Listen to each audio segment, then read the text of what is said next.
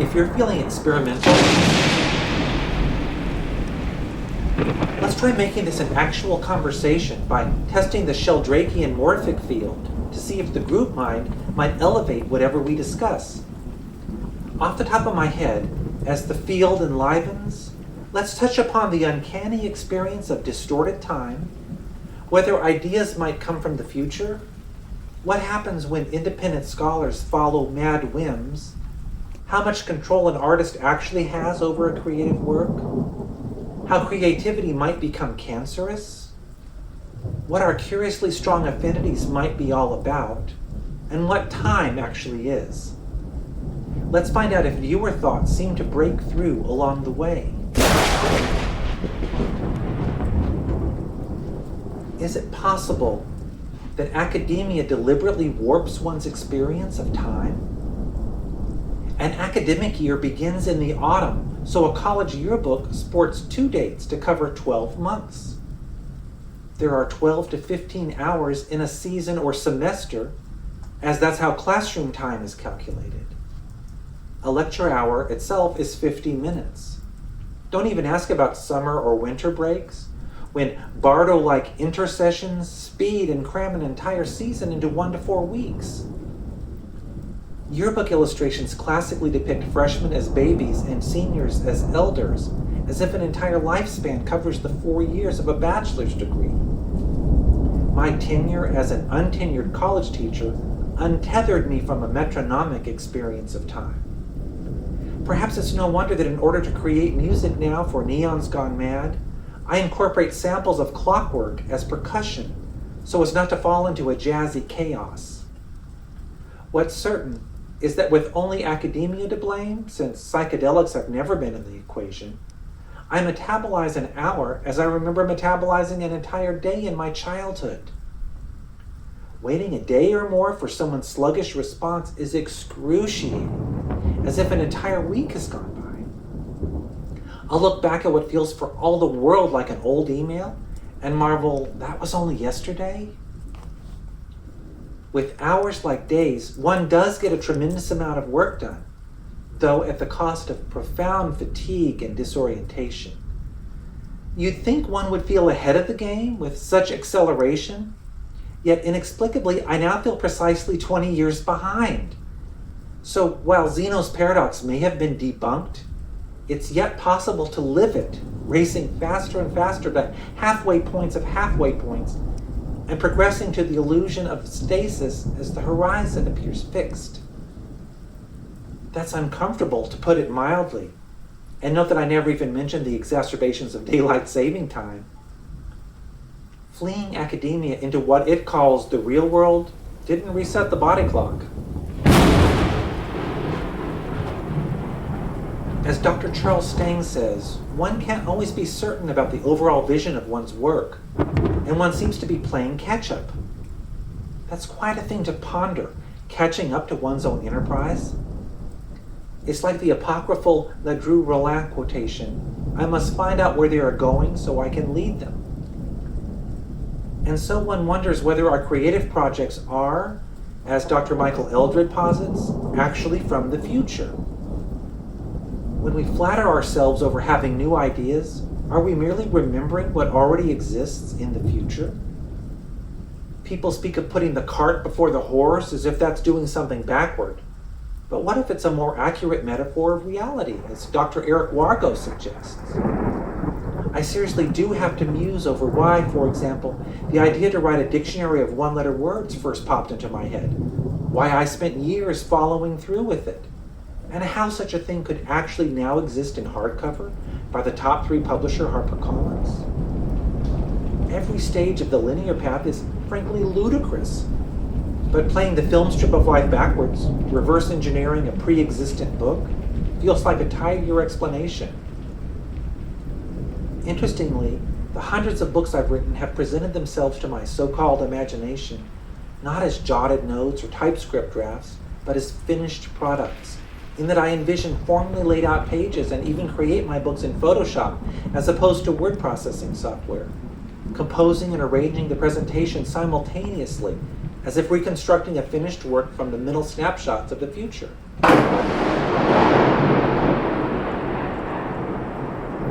Dave Walters assures people that they don't have to believe every thought that pops into their heads. And while it's comforting advice, I'm afraid I do tend to follow and manifest my whims.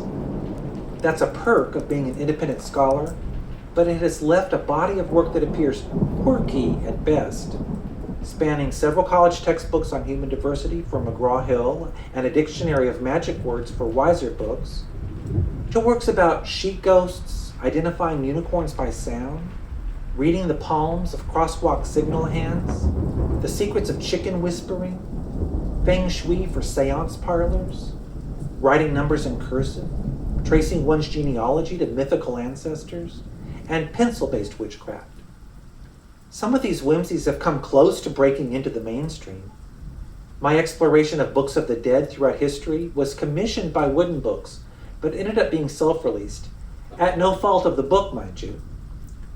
And the Young Wizard's Hexapedia was commissioned and even titled by Quirk Books, who, for mystifying reasons, dropped the Magic 8-Ball and allowed me to release it independently.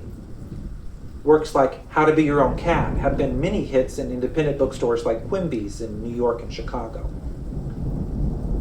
Mixing serious and humorous publications perhaps comes with some risks, as so many lines are blurred.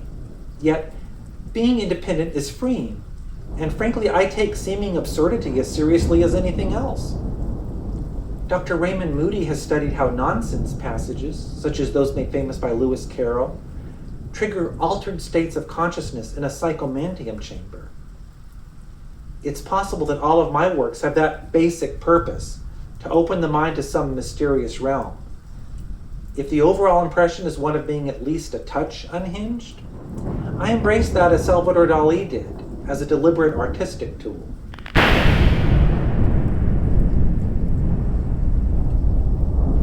It rings true that the act of reading is a form of necromancy, in which the ghostly voice of a distant author lives again in one's head.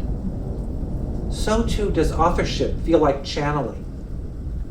My ego is far too embryonic to claim most any of the ideas that manifest through me.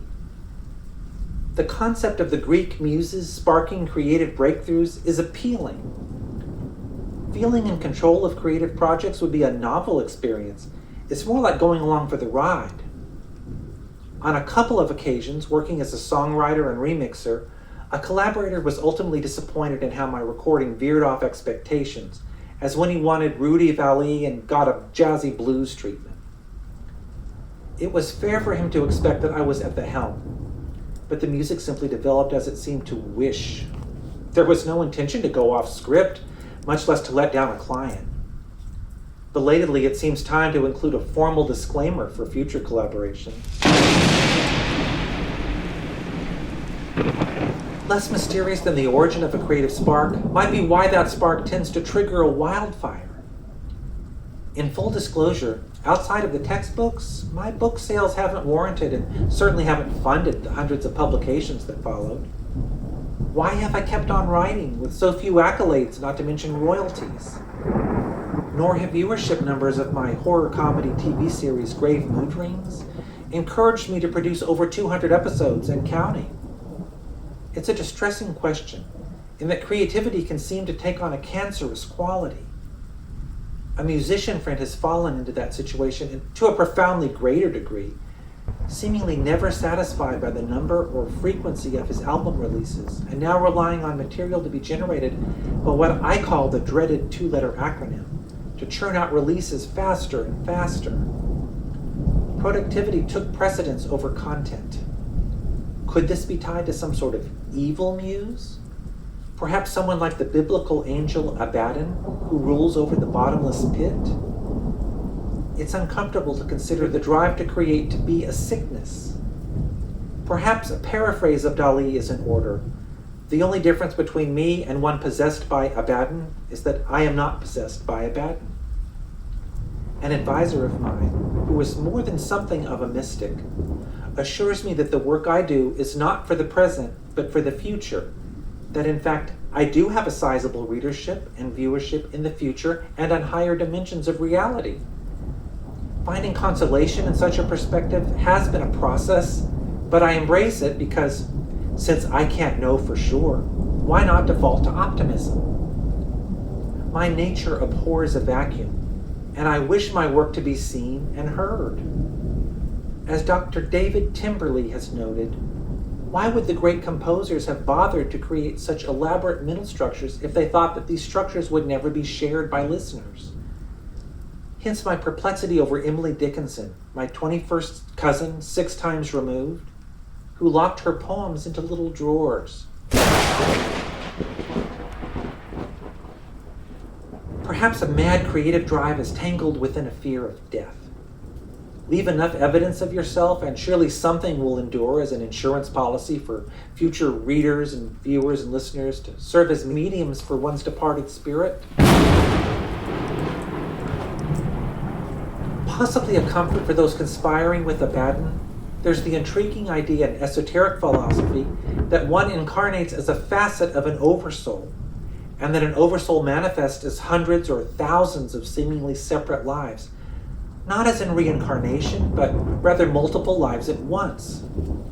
That implies that an author, for example, might encounter works by one or more of his parallel incarnations. The idea is that if one resonates strongly with a book, a piece of music, a painting, or what have you, the reason for the strong attraction is that it's a communication from another part of you via an additional facet of the same oversoul. What a rather mind-blowing thing to consider, that all of one's favorite authors, musicians, or other artists might technically be oneself on a higher plane. It seems a tidy explanation for otherwise baffling affinities. And it's a lovely thought that we might learn and grow from the wisdom of discrete instances of our greater selves.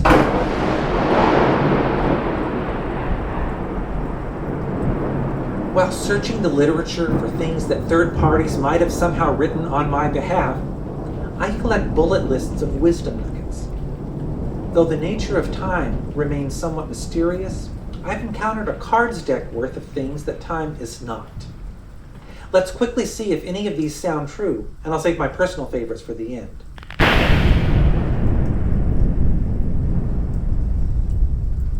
Time is not an academic curiosity, an endless corridor, on our side, young itself, nor like mittens snapped to your coat. Time is not creative, noisy, a linear coordinate, the neutral wallpaper of reality, nor the cask under the faucet. Time is not a cock. That might be a typo. Time is not money, change, what we measure, corrected gradually, nor when you get up. Time is not self-interpreting, the passage of nature itself, a freestanding substance, an independent realm, a bird or a bug. Time is not the problem, the framework of existence, an arrow, the enemy of eternity, nor is it mad or sane. Time is not an illusion, a brute fact, autonomous, the one that's passing, nor an orphaned mechanism. Time is not a prison, punishment, an eternal continuum under our control, nor is it enough. Time is not expensive, self-sustaining, a river, an empty box, nor meaningless drift. Time is not yet ripe, of the essence, the intersection of science and religion, rightly construed, nor what you've been told.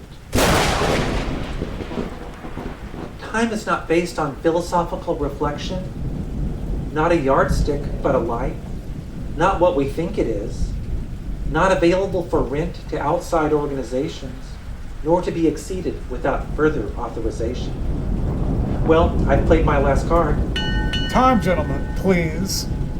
And apparently, I'm out of it.